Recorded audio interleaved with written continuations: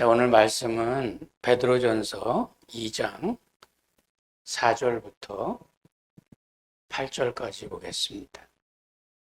사람에게는 버림받아 되었으나 하나님께는 택하심을 입은 보배로운 산돌이신 예수께 나아가 너희도 산돌같이 신령한 집으로 세워지고 예수 그리스도로 말미암아 하나님이 기쁘게 받으실 신령한 제사를 드릴 거룩한 제사장이 될지니라. 성경에 기록되었으되 보라 내가 택한 보배로운 모퉁이 돌을 시온에 두노니 그를 믿는 자는 부끄러움을 당하지 아니하리라 하였으니 그러므로 믿는 너희에게는 보배이나 믿지 아니하는 자에게는 건축자들이 버린 그 돌이 모퉁이의 머릿돌이 되고 또한 부딪히는 돌과 걸려 넘어지게 하는 바위가 되었다 하였느니라. 그들이 말씀을 순종하지 아니함으로 넘어지나니 이는 그들을 이렇게 정하신 것이라. 아멘. 오늘 이 말씀에서는 예수님을 이제 돌로 표현을 하고 있죠. 다른 단어를 쓴다고 한다면 반석이라는 단어를 많이 쓰고, 그리고 베드로, 오늘 이 편지를 기록하고 있는 베드로 역시 그 베드로라는 이름이 반석이라는 이름이고 예수님께서 베드로에게 그 이름을 주셨죠. 그래서 이 베드로에게 반석이라는 이름, 또 돌이라는 이 단어가 아마 굉장히 각별하고 특별한 그런 의미가 있지 않았는가 이렇게 생각이 듭니다. 오늘 이 본문에서 베드로는 예수님을 이제 그 반석이라는 말, 돌이라는 말로 표현을 하고 있는데 크게 세 가지로 표현을 하고 있습니다. 첫 번째로는 산돌이다, 리빙스톤이다 이렇게 표현을 하고, 두 번째는 모퉁이 돌이다, 코너스톤이다 이렇게 표현을 합니다. 그 다음에 세 번째는 부딪히는 돌, 그러니까 장애물이 돼서 오히려 그 돌로 인해서 넘어지는 그런 돌로 표현을 하고 있습니다. 먼저 첫 번째로 산돌이다. 아마 그 의미를 크게 본다면은 구원자로서의 예수 그리스도를 이야기를 하겠죠. 자, 그런데 그 구원의 이름, 그 산돌, 생명을 주는 돌, 생명을 주시는 구원하시는 주님, 이 주님이 사람들에게는 버림받았다 이렇게 얘기를 하죠. 4절에 보면 사람에게는 버림받아 되었으나 하나님께는 택하심을 입은 보배로운 산돌이신 예수께 나아와, 사람들에게는 버림받았고 하나님께로는 택하신 바 됐습니다. 사람들은 버렸고 하나님은 취했습니다. 하나님께서 취하신, 하나님께서 택하신 그것이 사람들에게는 별로 가치가 없어서 버림받는 그런 모습들입니다. 세상 속에서 우리 예수를 믿는다는 믿음이 때로는 가치가 없어 보일 때가 있습니다. 왜냐하면 이 세상 속에서 하나님을 믿는 믿음이라는 것이 세상 속에서 잘 보여지질 않기 때문에 그렇습니다. 그 가치라는 것이 만약에 천국을 경험한 사람이다 그렇다면 이 세상의 그 무엇으로도 천국의 것을 바꾸지 않겠죠. 천국이 그렇게 좋고 또 천국이 그렇게 가치가 있는 것이라는 말이죠. 또 이 세상에 있는 것들이 우리들의 세상에서의 우리의 생명이 끝나고 우리가 하나님 편에 갔을 때 그때는 이 세상의 것이라는 게 그렇게 정말 가치가 있을까요? 이 세상의 것이라는 것은 그 나라에 가서는 별로 그렇게 썩 가치가 있는 것 같지 않습니다. 오히려 이 세상에 있는 거는 우리로 하여금 이 세상에서 주목하게 만들고 그것으로 인해서 소진하게 만듭니다. 돈을 많이 버는 사람은 또 많이 쓰게 돼 있고 또 남들에게 과시를 하고 싶어 하는 마음이 있을 때는 필요 이상의 지출을 하게 되면서 많은 빚을 지는 경우도 있고 필요 없는 일을 해야 될 경우도 많이 있습니다. 사람들에게는 이 세상의 것이 가치가 있다고 생각이 들 때 보이지 않는 가치는 별로 의미가 없다고 생각이 들어서 사람들은 버리게 됩니다. 그렇지만 믿음이 있는 사람들은 그것을 취하게 되죠. 또 그 믿음의 진정한 근거가 되시는 하나님은 이 세상 사람들이 가치를 두고 있는 그런 것들에 하나님의 가치를 두지는 않습니다. 세상이 버림받은 것이 하나님께는 가치가 있고 세상이 가치 있다고 평가하는 것을 하나님은 가치가 없다고 평가를 합니다. 그래서 때로는 이 세상에서 악한 자들이 형통하는 것을 부러워하지 말라고 성경은 우리들에게 부탁을 하는 거죠. 하나님께 가치가 있는 것은 구원하는 능력입니다.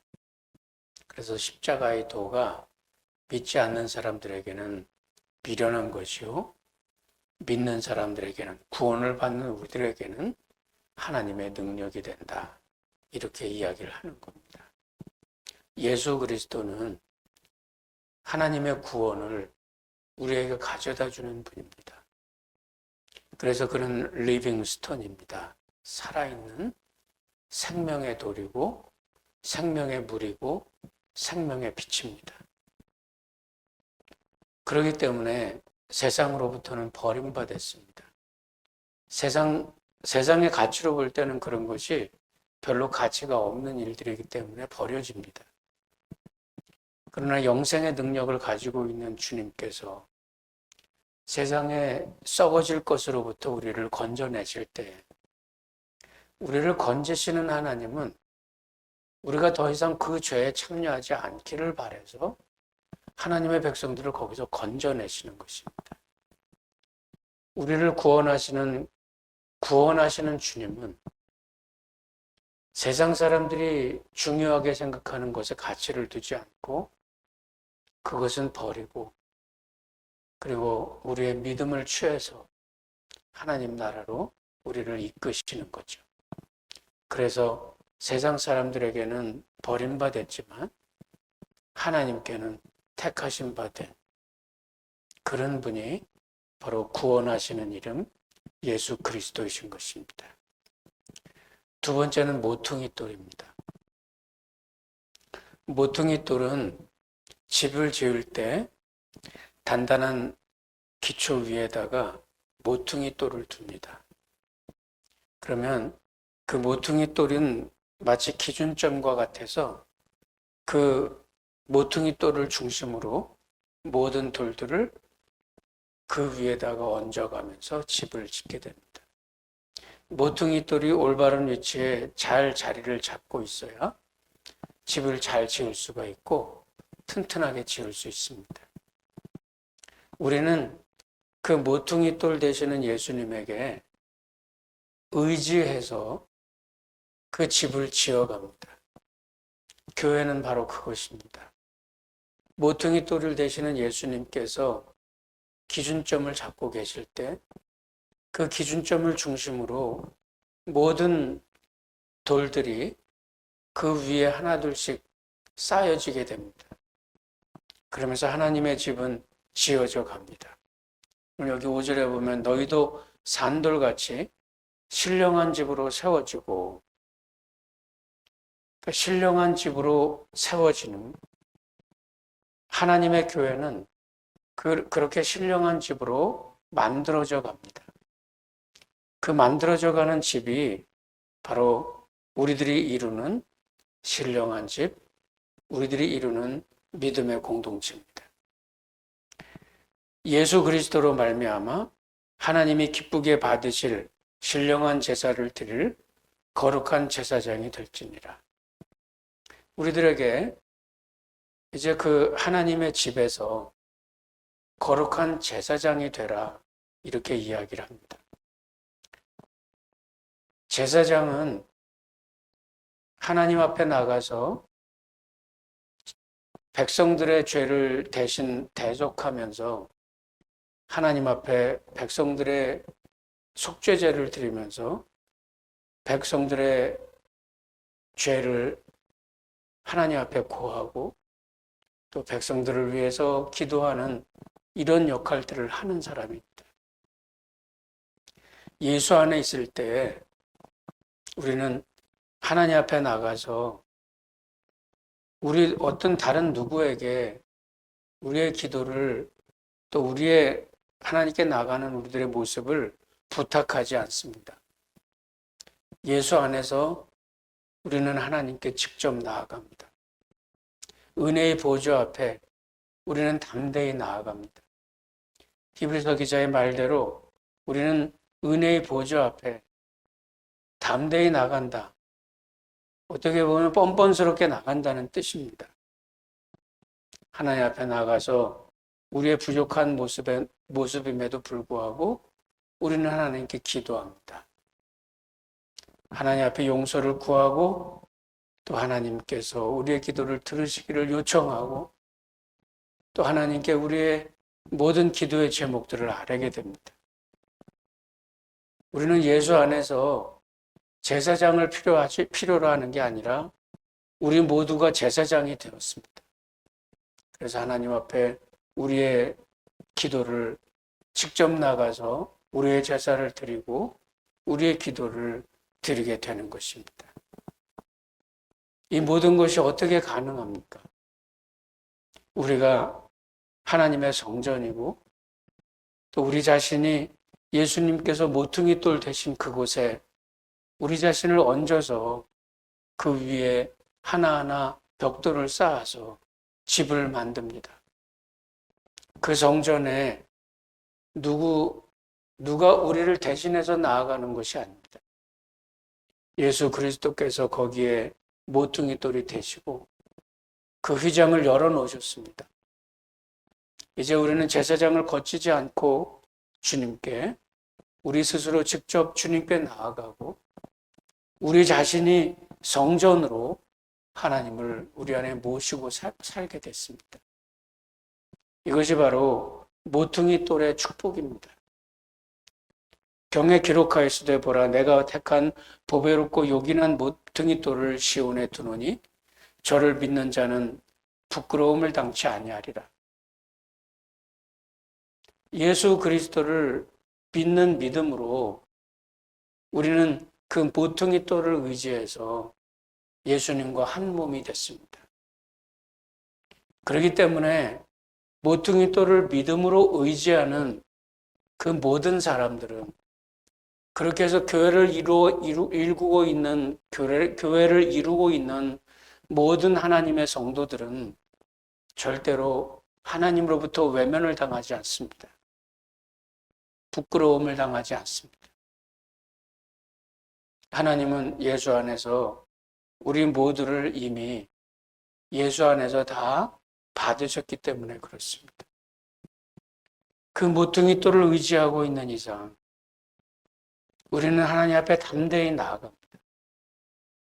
아무리 부족하고 아무리 보잘것없어 보여도 하나님 아버지께는 가장 보배로운 가치를 가지고 있다는 믿음을 가지고 그런 자기 존중감을 가지고 우리는 하나님 앞에 담대히 나아갑니다.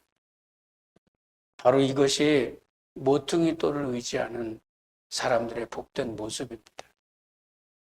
하나님 앞에 나가서 우리는 절대로 부끄러움을 당하지 않는다는 겁니다.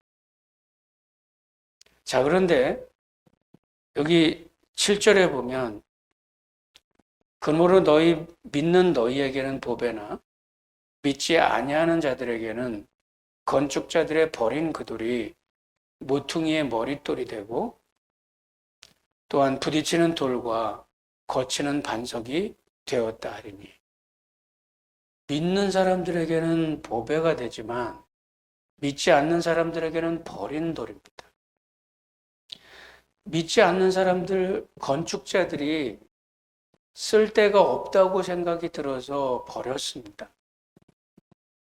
그 버린 그 돌이 하나님께서는 그 돌을 모퉁이 돌로 세워두시고 그 돌을 기준으로 해서 하나님의 집을 지어 가십니다. 평평한 곳에 별로 쓸데없는 것 같은 돌이 하나 놓여 있습니다. 그러면 지나다니는 사람들에게 그거는 거치는 돌이 됩니다. 오히려 장애물이 되고 오히려 그것 때문에 넘어지는 그런 돌뿌리가 됩니다. 차들이 많이 다니는 길에 어떤 물건을 하나 떨어뜨려 두면 그거는 굉장히 큰 위험 부담을 주는 그런 장애 요소가 됩니다. 또 길을 막게 되는 그 교통의 흐름을 막는 그런 요인이 됩니다.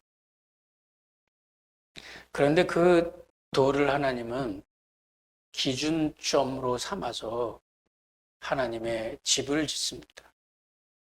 평평한 땅에 돌이 하나 놓였습니다.